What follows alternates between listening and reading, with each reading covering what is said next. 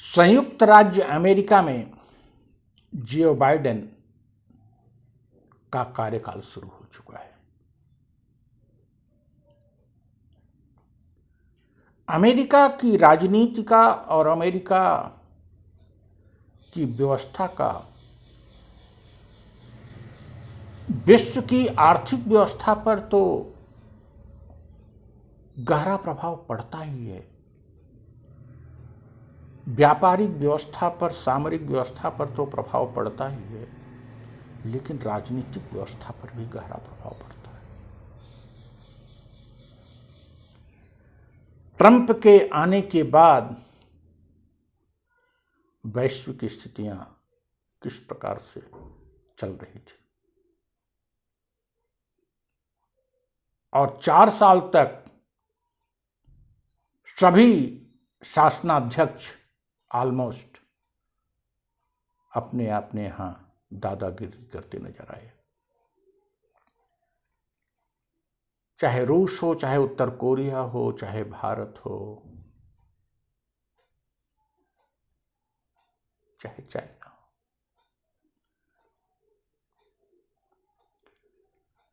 Biden के आते ही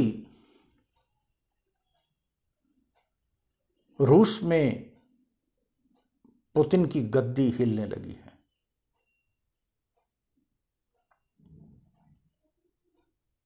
वस्तुतः यह लोकतंत्र का नेतृत्व तो हमें करना था।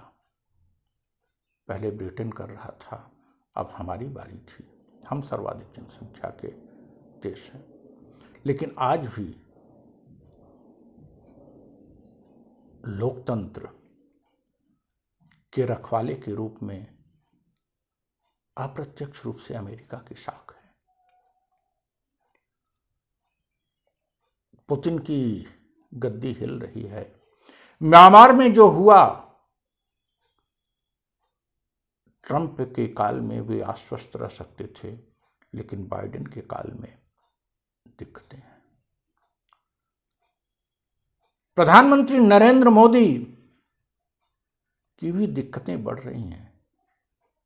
निश्चित रूप से वो किसान आंदोलन के कारण बढ़ रही हैं, उनके विमुद्रीकरण की, उनकी नीतियों के कारण बढ़ रही हैं, लेकिन प्रभाव वो है, उसका प्रभाव भी है।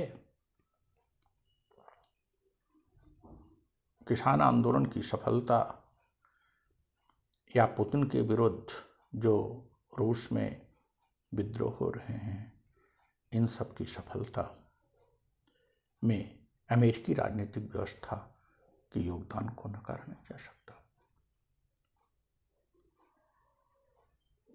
अगर बाइडेन अपने कार्यकाल में वैश्विक व्यवस्था में लोकतंत्र की मजबूती के लिए कार्य कर सकें और वैश्विक संस्थाओं को पुनर्शक्तिशाली बनाने के लिए कार्य कर सकें, तो यह विश्व के लिए उनका बहुत बड़ा योगदान होगा और अमेरिका को नेता बनने की दृष्टि से भी बहुत बड़ा योगदान होगा।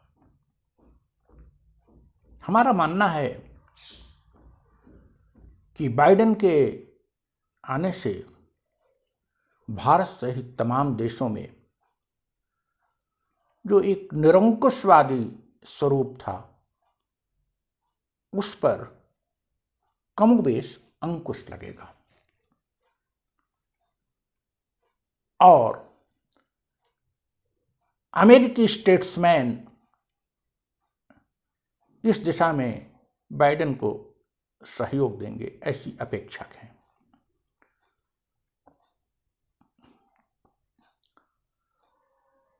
हम जब द्वितीय विश्व युद्ध के बाद के परिदृश्य को देखते हैं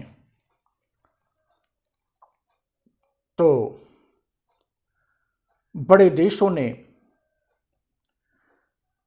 मूलतः बड़े देशों के स्टेट्समैन ने, अगर वो अच्छे रहे तो विश्व को एक अच्छी दिशा की ओर उन्मुख होने में सहायता मिली, और यदि वे विध्वंसकारी रहे तो बुरी दिशा में। ये जो आर्थिक उदारीकरण विश्व में है, जो नवलोक प्रबंधन का युग आया, इसका प्रभाव किस देश पर क्या पड़ता है ये अलग चीज है, लेकिन इसका भी नेतृत्व ब्रिटेन की मार्गरेट थैचर और अमेरिका के रोनाल्ड रीगन ने किया था, जो कि आगे चलकर क्लिंटन के काल में अल गोर और क्लिंटन द्वारा उसको गति मिली और भारत में नरसिम्हा राव मनमोहन सिंह द्वारा गति मिली।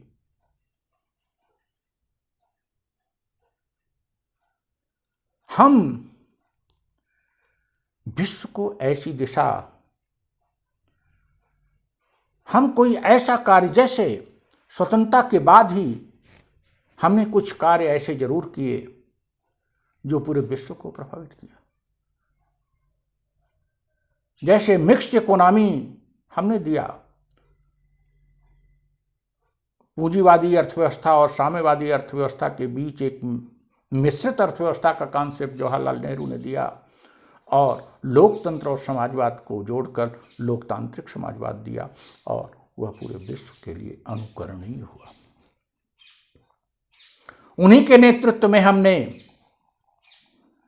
गुटनिरपेक्ष आंदोलन पूरे विश्व को एक नया रास्ता दिया कि आप you need not to go in any block during cold वार।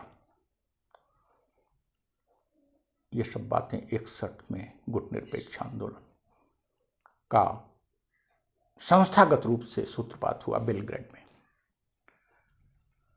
नेहरू की मृत्यु के बाद हम नहीं कहते हमारे यहाँ सभी अयोग्य हुए, लेकिन विश्व को नेतृत्व दे सकें, विश्व के लिए कोई दिशा दे सकें।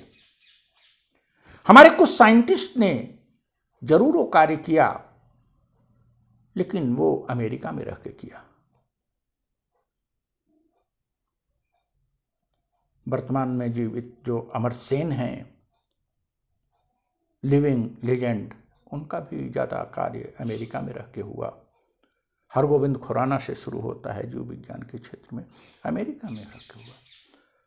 साहित्य के क्षेत्र में भी हम दिशा नहीं दे पाए, लेकिन ब्रिटेन और ने शुरुआती दौर में और पिछली कुछ शताब्दियों से, पिछले कुछ दशकों से अमेरिका में हो रही उथल पुथल, अमेरिका में चल रही धारा, लहर, चाहे वो साहित्य की हो, चाहे विज्ञान की हो, चाहे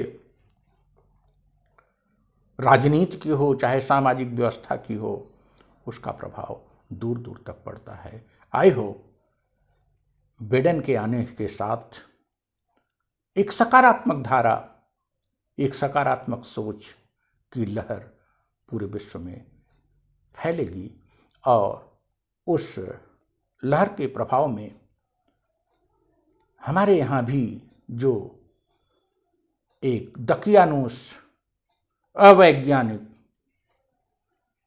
अंधविश्वासों पर आधारित धारा प्रवाहित हो रही है, उस पर लगाम लगेगा। Thank you.